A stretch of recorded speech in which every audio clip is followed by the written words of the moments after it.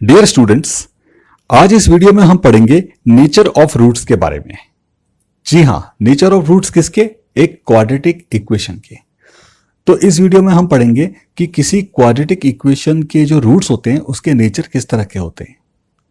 ठीक है, देखिए आप सब लोग जानते हैं कि एक क्वाड्रेटिक इक्वेशन के कितने रूट्स होते हैं। जनरली एक क्वाड्रेटिक इक्वेशन के दो रूट्स होते हैं। ठीक है, अब ये दो रूट्स है, यहां पे दो बातें हो सकती है, दो पॉसिबिलिटीज है, दो संभावना है। ये दोनों रूट्स रियल नंबर्स हो या फिर दोनों रूट्स रियल नंबर्स नहीं हो। ठीक है, या तो रियल नंबर्स होंगे या रियल नंबर्स नहीं होंगे। तो इसको मैं लिख लेता हूं, लिख के आपको बताता हूं। देखिए कैसे। तो पहली पॉसिबिलिटी है रूट्स आर रियल, मतलब जो रूट्स है वो रियल नंबर्स है। दूसरी पॉसिबिलिटी है रूट्स आर नॉट रियल, मतलब रियल नंबर्स नहीं है। अब यहां पे पहली पॉसिबिलिटी में भी दो पॉसिबिलिटीज और आती है, ये भी मैं लिख के बताता हूं। देखिए कैसे। तो यहां पे क्या हुआ, रूट्स रियल है बट दोनों रूट्स आपस में इक्वल है। यहां पे क्या है, रूट्स रियल है बट दोनों रूट्स आपस में इक्वल नहीं है। और यहां पे क्या है, रूट्स रियल ही नहीं है। तो मोटी मोटी यहां पे तीन कैटेगरीज हो गई, तीन नेचर्स हो गए रूट्स के। देखिए, जब आप किसी भी क्वाड्रेटिक इक्वेशन के रूट्स फाइंड आउट करते हैं तो तीन बातें हो सकती है। या तो रूट्स जो है रियल एंड इक्वल हो, या फिर रूट्स जो रियल है और नॉट इक्वल हो, या फिर रूट्स रियल ही नहीं हो। ठीक है, तो आपको यह पता लगाने के लिए कि किसी क्वाड्रेटिक इक्वेशन के जो रूट्स है वो किस कैटेगरी, किस नेचर में आते हैं, आपको क्या करना पड़ेगा। आप में से कुछ लोग बोलेंगे सर सबसे पहले आप उनको रूट्स को कैलकुलेट कर लेते हैं, हमें पता लग जाएगा। हाँ, ये एक मेथड है, बट हम बिना कैलकुलेट किए, हम रूट्स को बिना फाइंड किए हम ये पता लगा सकते हैं। हमें नहीं फाइंड करना रूट्स, हमें क्वाड्रेटिक इक्वेशन दी हुई है, हमने रूट्स फाइंड ही नहीं करना। और बिना रूट्स को फाइंड किए हमें यह पता लगाना है कि उसके रूट्स का नेचर क्या है। हमें रूट्स नहीं चाहिए, हमें बस रूट्स के नेचर चाहिए। जी हाँ, ऐसा किया जा सकता है। आप किसी भी क्वाड्रेटिक इक्वेशन के रूट्स को बिना फाइंड किए उसके नेचर फाइंड आउट कर सकते हैं। कैसे? इसके लिए मैं आपको बताता हूं। सबसे पहले आपको उस क्वाड्रेटिक इक्वेशन की जनरल फॉर्म से कंपेयर करना पड़ेगा। मान लो आपको क्वाड्रेटिक इक्वेशन दी हुई है, उसकी जनरल फॉर्म है ax² plus bx plus c is equal to 0। तो जो आपको क्वाड्रेटिक इक्वेशन दी हुई है उसको इस जनरल फॉर्म से कंपेयर कीजिए। a की वैल्यू फाइंड कीजिए, b की वैल्यू फाइंड कीजिए, c की वैल्यू फाइंड कीजिए। a कौन है? कोफिशिएंट ऑफ x², b कौन है? कोफिशिएंट ऑफ x, और c कौन है? Constant term. ठीक है, ऐसा करने के बाद आप एक मैथमेटिकल क्वांटिटी और निकालिए जिसे हम कहते हैं d, इसे हम कहते हैं डिस्क्रिमिनेंट। जी हाँ, d स्टैंड्स फॉर डिस्क्रिमिनेंट। इसकी वैल्यू होती है b² माइनस 4ac।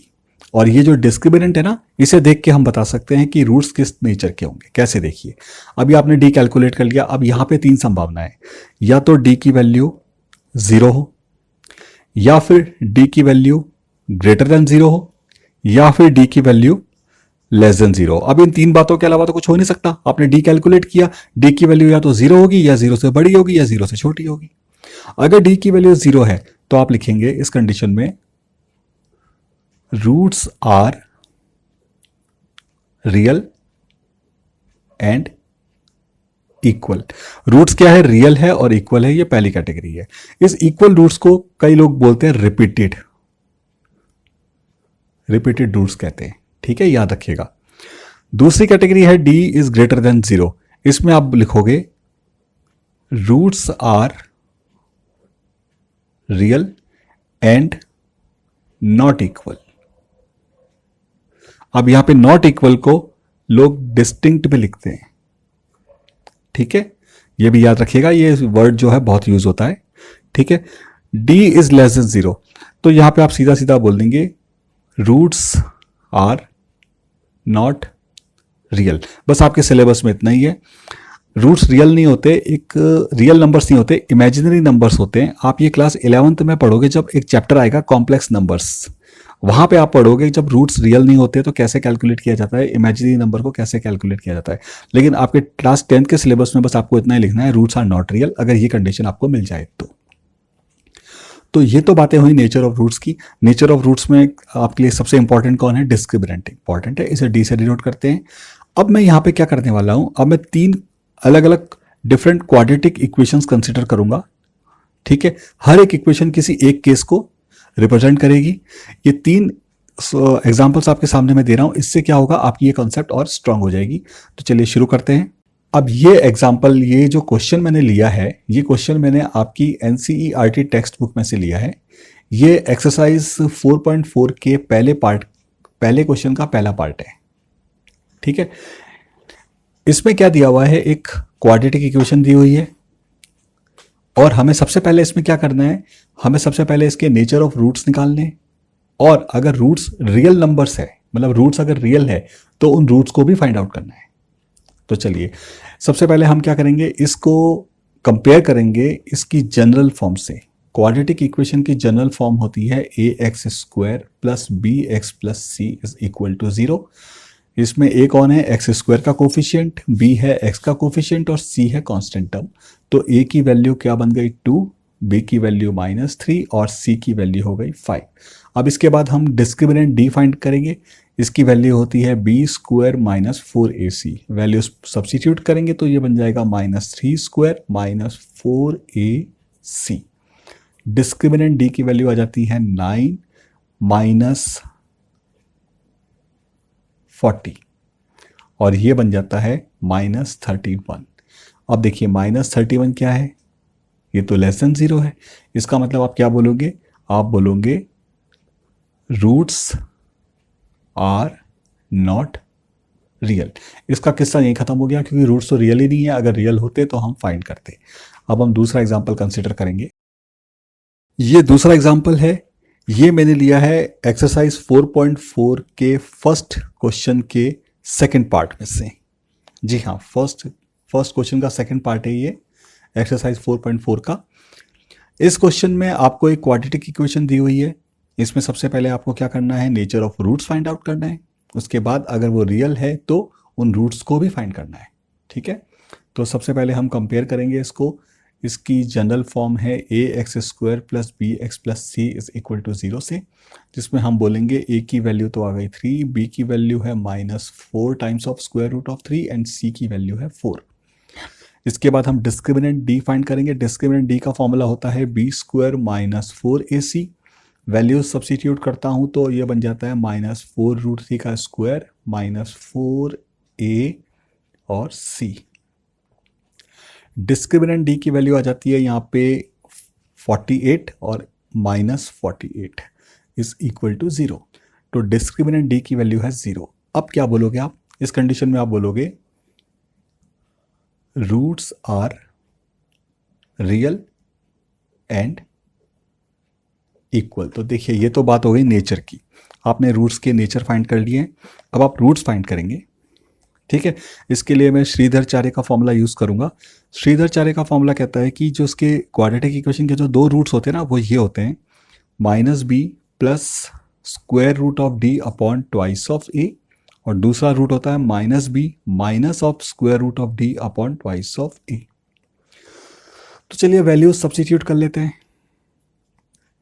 b की वैल्यू क्या है, b की वैल्यू है -4√3। देखिए b की वैल्यू है -4√3, तो माइनस ऑफ -4√3 होता है 4√3 प्लस डिस्क्रिमिनेंट d तो 0 है तो उसका स्क्वायर रूट भी 0 होगा, twice of a 2 multiplied by 3। दूसरा रूट होगा 4√3 minus 0 upon 2 multiplied by 3। x की वैल्यू हो गई 4√3 divided by 6 and 4√3 divided by 6। Simplify करेंगे तो ये बन जाएगा 2√3 बाई 3 एंड 2√3 बाई 3। तो इस क्वाड्रेटिक इक्वेशन के दो रूट्स है, दोनों इक्वल है, इन्हें हम ये भी बोलते हैं रूट्स आर रिपीटेड। ठीक है, अब ये तीसरा एग्जाम्पल है एक्सरसाइज 4.4 के क्वेश्चन फर्स्ट का थर्ड पार्ट। इस क्वेश्चन में आपको एक क्वाड्रेटिक इक्वेशन दी हुई है और आपको क्या फाइंड करना है, आपको नेचर ऑफ रूट्स फाइंड करने हैं, और अगर रूट्स रियल आ गए तो उन रूट्स को भी फाइंड करना है।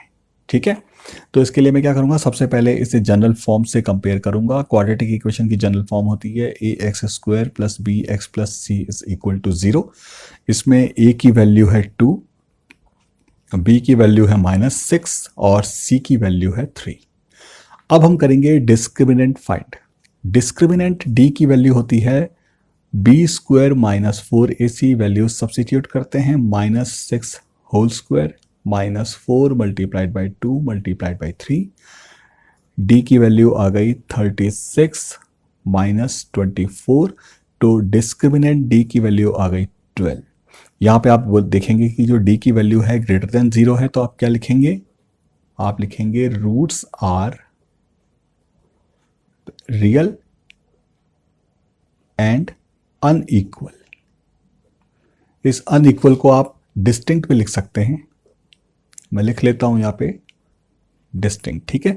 तो रूट्स रियल है और अनइक्वल है क्योंकि डी की वैल्यू ग्रेटर देन 0 है। तो इस तरह से आपने ये नेचर ऑफ रूट्स तो डिफाइन कर दिया है। अब चूंकि रूट्स रियल है, ठीक है, तो आपको रूट्स की वैल्यूज भी फाइंड करनी पड़ेगी, ठीक है। इसके लिए मैं यूज करूंगा श्रीधराचार्य का फॉर्मूला, जिसे हम क्वाड्रेटिक फॉर्मूला भी कहते हैं। क्वाड्रेटिक फॉर्मूला क्या होता है, इसमें रूट्स निकाले जाते हैं। एक्स की वैल्यूज ऐसे आएगी, पहली वैल्यू होगी -b plus square root of D. यहाँ पे डी में आपको याद दिला दो डिस्क्रिमिनेंट है ये, -b plus square root of D upon twice of A. और दूसरी वैल्यू है जो है रूट्स की, वो है -b minus of square root of D upon 2a, ठीक है। चलिए अब वैल्यूज सब्स्टिट्यूट करते हैं। माइनस ऑफ बी, बी की वैल्यू क्या है, बी की वैल्यू है -6। आप देखिए बी की वैल्यू क्या है, -6, तो यहां पे क्या बन जाएगा, माइनस ऑफ बी मतलब minus of -6 plus square root of 12 whole divided by 2 times of A. A की वैल्यू यहां पे 2 है, ठीक है। ठीक इसी तरह से यहां पे बनेगा माइनस ऑफ -6 बस नेगेटिव साइन लग जाएगा यहाँ पे, square root of 12 upon 2 multiplied by 2 X. ये हो जाएगा 6 plus square root of 12। Square root of 12 क्या होता है, twice of square root of 3 upon 4। ये बन जाएगा 6 minus twice of square root 3 upon 4 X. इन दोनों टर्म से 2 कॉमन जा सकता है, आप 2 कॉमन ले लीजिए। ये बन जाएगा 3 प्लस स्क्वायर रूट ऑफ 3, बाहर 2 कॉमन है, नीचे 4 कैंसिल। ठीक इसी तरह से ये भी बन जाएगा 3, यहाँ पे बस नेगेटिव साइन आएगा, 3 minus square root of 3 upon 2। तो इस तरह से आपको x की 2 वैल्यूज मिली। पहली वैल्यू मिली है 3 plus square root of 3 upon 2, दूसरी वैल्यू मिली 3 minus square root of 3 upon 2। इसे शॉर्ट फॉर्म में कुछ लोग ऐसे भी लिखते हैं, यहाँ पे प्लस माइनस लगा दिया अपॉन 2। तो यहाँ पे ये 2 रूट्स आपने फाइंड कर लिए हैं। तो कैसा लगा आपको मेरा आज का ये वीडियो, मुझे कमेंट कीजिएगा और जरूर बताइएगा। अगर आपको मेरा ये वीडियो पसंद आया है तो इसे लाइक कीजिएगा, अपने फ्रेंड्स के साथ, अपने क्लासमेट्स के साथ शेयर कीजिएगा और मेरे चैनल को सब्सक्राइब करना बिल्कुल मत भूलिएगा। कोई डाउट है तो मुझे कमेंट कीजिएगा, पूछिएगा, मैं पूरी कोशिश करूंगा कि आपको जवाब दूं। फिर मिलते हैं अगले वीडियो में। धन्यवाद, थैंक यू।